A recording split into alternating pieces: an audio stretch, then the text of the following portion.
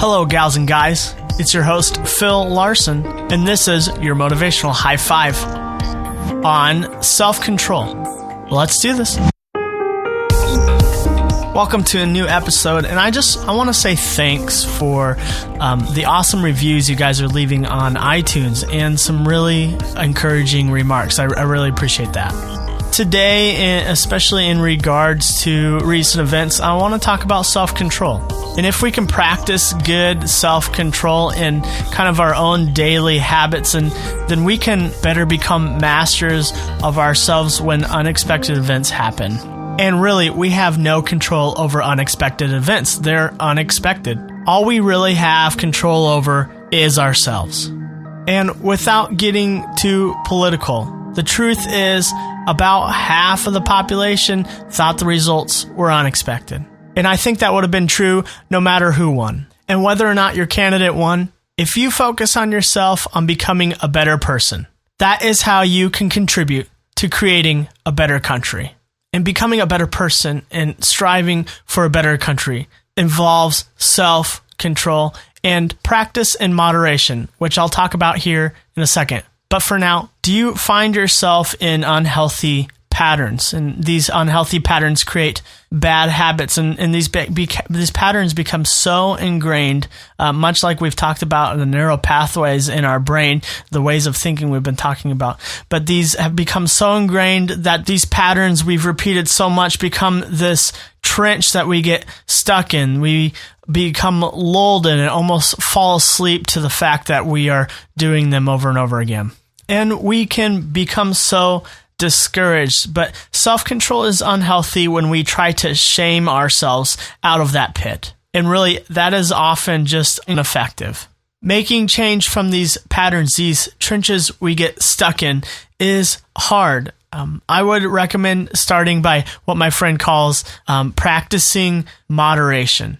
He tells a story where, he's a pretty busy guy and finds himself rushing around trying to make it to meetings. And he sometimes makes intentional decisions to get behind the slow car so that he can slow down his mind, slow down his breathing, and go at a normal pace. He says this is practicing moderation. And he finds that he really doesn't get to where he's going much slower, but he's a better version of himself when he gets there. For me, I give my phone too much of my attention. And I'm even on it while watching TV. And I have to ask my wife a question that she was just surprised to hear that I missed some simple information. Or even while I'm brushing my teeth. When I am on my phone, I am not truly present. My attention is divided up. And I become lulled to the present moment. I fall asleep to it. This morning, I practiced moderation. When I was brushing my teeth, I was brushing my teeth. When I was meditating, I was meditating.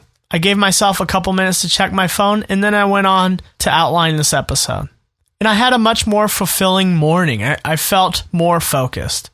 Choose to practice moderation because it's not a huge commitment. All you're saying is, I'm going to try something a little different this one time. And maybe tomorrow I'll go back to the way I was doing things, but this one time I'm making a change. And when we do that, we make a little disruption in our brain. It takes us out of our routine. For instance, for me, when at a restaurant where we sit down, they ask for drinks and I want a Coke. But just this one time, I'm going to choose water, and it's almost as if my brain wakes up because I'm choosing something different. I'm not choosing the pattern that's ingrained, but I'm choosing to go against the grain. And then after that, since you've only committed this one time, you ask yourself, how do you feel? Do you feel good? Are you feeling proud of yourself? Well, okay, maybe I'll do it tomorrow, but I'll make that decision when I get there. This, my friends, is practicing moderation. After dinner, I'll have 2 Oreos instead of 3. Tonight, I choose 1 beer instead of 2. We're not making any big commitment here. We're practicing something small. And this will give you a taste of what self-control is over some areas that you want self-control. It's the difference of, if you're wanting to lose weight, to say, I need to lose 50 pounds. How am I going to get rid of all of this? Versus the question, can I become willing to lose all of this? It's a much more attainable question. Can I become willing? Well, test it out. Practice moderation. For me, I do have a weight loss goal. And for the next year, I've decided to lose half a pound a week. And I said, you know what? I will try it for a couple weeks and see if it works. And that worked. I just practiced. It was easy goal to meet. And if it was going to be difficult, then I wasn't going to keep going with it. But it seemed very attainable. So I've kept going. And over 2 months, I've lost almost 10 pounds. I'm finding that I'm gaining self-control over my weight because I made it easy on myself. And in doing so, in consistently weighing myself, I'm becoming more mindful of the things that I eat. And so today I chose not to drink pop. And tomorrow I'm going to cut down on an Oreo. And the next day I'll leave a bite of my meal left. Practicing moderation makes gaining self-control feasible. What you begin to do is create a habit of saying no with a bigger yes in mind. I'd really like that Oreo, but my bigger yes is I have goals to meet. And this week, I can attain it. This quote by Edmund Burke really works well here. Nobody made a greater mistake than he who did nothing because he could do only a little. Friends, do a little, because a little is something. Gain back a little self-control. Don't ask the impossible question of, how can I do this big thing? Ask the more possible question of, can I be willing to let some things go? Then practice it. And ask yourself, how do I feel? Who do I want to become? And at the end of each episode, we go back to that question. Who do we want to become?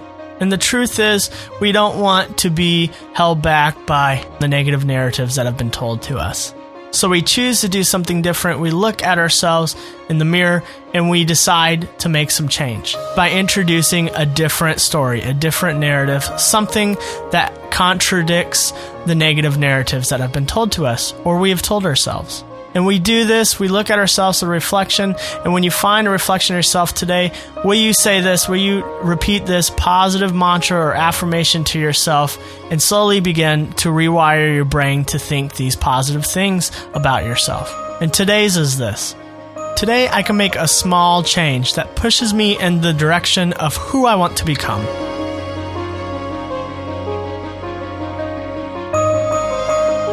That's the question we want to ask ourselves, especially in uncertain times. We are not disconnected from our future selves. What we do today determines who we are becoming. The direction you are going is where you'll end up. If we don't make any sort of subtle change from that, we'll reach a place tomorrow we don't want to be today. But as we learned today, subtle change is easy. Give yourself some grace, practice moderation, try small things. Ask yourself, how do I feel? Can I do this again? Who do I want to become? It starts with you.